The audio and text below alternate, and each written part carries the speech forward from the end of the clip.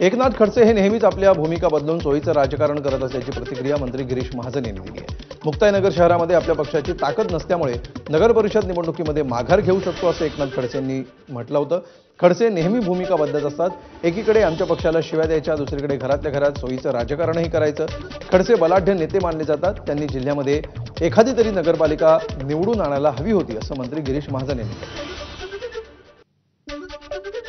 आपली भूमिका बदलत राहतात। म्हणजे इकडे पक्षाला आमच्या शिवाय द्यायच्या, लगेच घरातल्या घरात सोयीचं राजकारण करायचं, हा त्याचा उद्योग लोकांच्या समोर आलेला आहे। थोडे बलाढ्य नेते आहेत, पण त्यांनी जिल्ह्यामध्ये मी म्हणतो त्यांच्या मतदारसंघात जाऊ द्या, तिथं काही नाही, त्याचं ते म्हणतात तर माझं काही राहिलेलं नाही इथे म्हणून मुक्ताईनगरमध्ये बोदवडमध्ये।